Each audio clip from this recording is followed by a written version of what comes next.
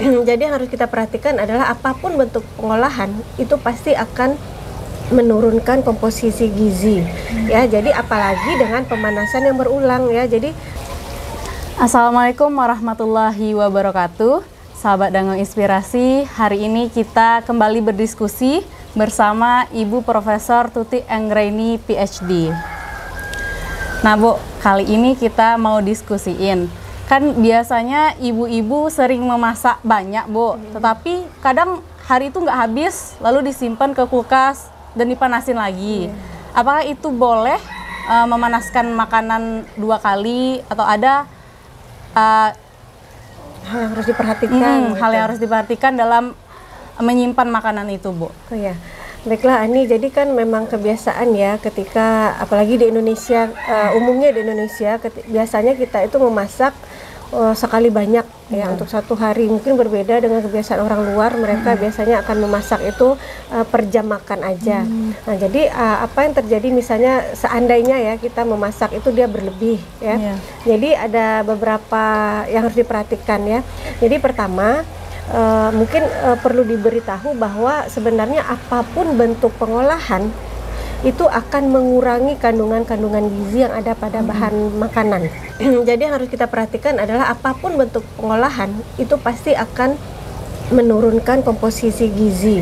Ya, jadi apalagi dengan pemanasan yang berulang ya. Jadi misalnya kita memasak pada hari itu dan tidak habis, kita masukkan ke dalam kulkas. Nah, kulkas itu adalah suatu alat yang digunakan untuk pengawetan, Ani. Jadi memang fungsi dari kulkas itu adalah untuk mengawetkan supaya dia tahan lama. Jadi dengan suhu kulkas itu mungkin sekitar kalau di freezer tentu lebih dingin ya, bisa mencapai 0 derajat Celcius. Kalau di suhu kulkas biasanya itu bisa mencapai suhu 12 derajat Celcius. Jadi pendinginan itu adalah definisinya kita mengawetkan di atas titik beku air dan di bawah suhu 14 atau 12 derajat Celcius gitu. Jadi gunanya adalah memang untuk pengawetan. Jadi ketika kita memasukkan makanan ke dalam kulkas, tentu saja makanan ini menjadi lebih awet. Jadi dengan suhu dingin ini dapat mengontrol kegiatan mikroorganisme, kegiatan enzim-enzim yang akan merusak dari makanan kita. Nah, tapi ini juga tergantung dengan apa yang kita dinginkan, Ani. Jadi kan bisa saja kita ada pangan berlemak, ya, berlemak tinggi, yang kandungan minyaknya tinggi, seperti sambal ya, kita menggunakan sambalan yang digoreng, atau kemudian bisa juga kita mungkin menyimpan ke dalam kulkas makanan yang kadar airnya tinggi ya, seperti gulai-gulayan gitu. Nah, jadi sebenarnya tidak apa-apa ya, karena memang tujuan kulkas ya, lemari pendingin memang untuk itu, untuk memperpanjang umur simpan gitu. Jadi ketika setelah kita keluarkan dari misalnya keesokan harinya mau kita panaskan, jadi sebaiknya dikeluarkan dulu dari dalam kulkas ya. Kita turunkan dulu suhunya sampai menjadi suhu ruang. Setelah dia menjadi suhu ruang baru kita panaskan. Jadi ini hanya untuk antisipasi supaya proses pemanasannya itu tidak lama begitu. Ya, jadi bagaimanapun kita kan menggunakan suhu tinggi ya. Suhu tinggi itu pasti akan menurunkan komponen-komponen gizi yang ada di dalam produk makanan kita. Nah, jadi itu saja antisipasinya. Dan boleh pemanasan tetapi tidak boleh terlalu lama. Nah, untuk penyimpanan makanan itu sendiri, Bu, kan beda-beda. Ada yang makanan mentah, terus yang sudah diolah setengah dengan bumbu-bumbu, dan juga makanan yang sudah diolah kembali dimasukkan ke dalam kulkas. Nah, untuk penyimpanannya sendiri agar dapat bertahan lama sehingga gizinya itu tidak terlalu menurun, itu sebaiknya bagaimana, Bu, cara mengemasnya? Mungkin maksud Ani yang tidak diolah ini seperti ikan misalnya gitu ya, mentah, sayur-sayuran. Jadi misalnya yang mentah itu kan terbagi dari beberapa jenis pula ya, Ani. Misalnya kita ikan mentah ya. Jadi ikan mentah itu tentu saja ini tidak boleh disimpan di lemari pendingin yang hanya yang di luar ya. Jadi harus di suhu yang di freezer. Jadi harus beku dia. Jadi tidak pendinginan. Jadi kan ada tujuan dari lemari pendingin ini kan ada dua, penyimpanan suhu dingin dan penyimpanan suhu beku ya. Jadi untuk pangan yang mentah, jadi itu sebaiknya kita simpan seperti ikan, daging, itu sebaiknya kita simpan di suhu beku. Ya, kemudian yang telah kita olah ini sebenarnya juga bisa, kalau hanya untuk jarak pendek ya boleh kita di lemari pendingin saya, tetapi kalau untuk udah jangka panjang penyimpanannya tentu sebaiknya kita gunakan freezer ya kalau untuk penyimpanan jangka panjang. Jadi seperti ikan ya, daging mentah, nah itu di freezer letaknya. Tetapi misalnya kalau sudah kita olah, mungkin kemudian jangka waktunya pendek, mungkin jaraknya sehari atau 2 hari, itu tidak apa-apa di lemari pendingin. Kalau yang udah diolah, karena sewaktu kita melakukan pengolahan, artinya kan kita sudah dengan mengolah itu adalah pengawetan itu sebenarnya Ani. Jadi ketika kita memasak menjadi apapun, itu adalah suatu proses pengawetan untuk memperpanjang umur simpannya.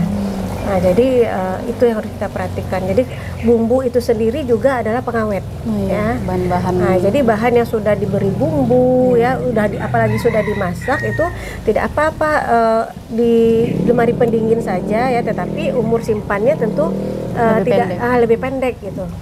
Nah, untuk contoh paling umum nih Bu, apalagi untuk anak kos, Ya. itu kan sering masak nasi terus berlebih, besoknya dimakan lagi. Ya. Nah, apakah itu boleh Bu?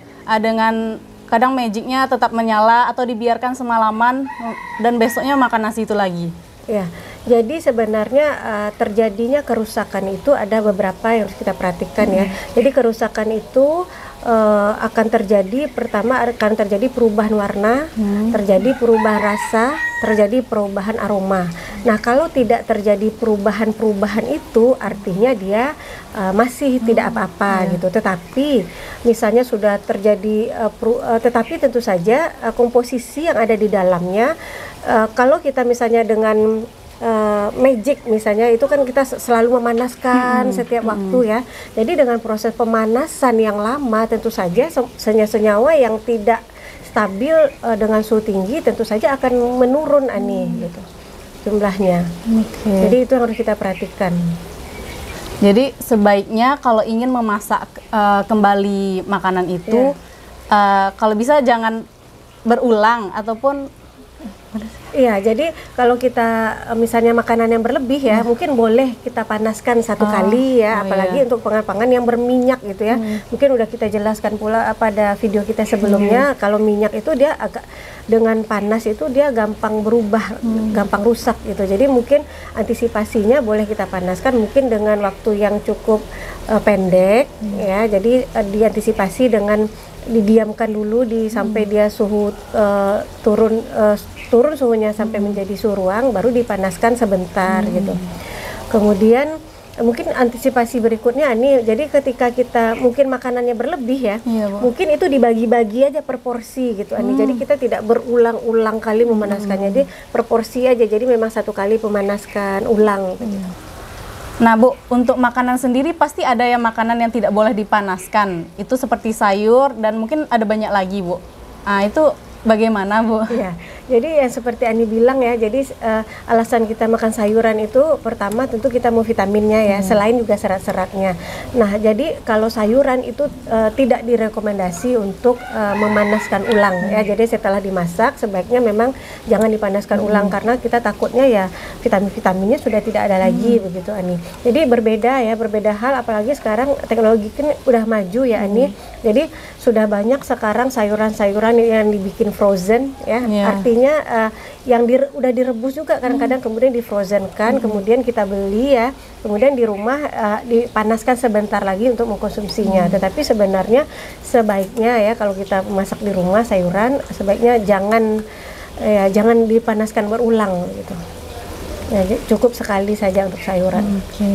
Biar kandungan gizinya tidak berubah. Iya, biar vitaminnya tidak hilang begitu. Dan sebaiknya dikonsumsi langsung ya Bu setelah dimasak itu. Ya, sesaat setelah dimakan. Jangan dilakukan pemanasan berulang.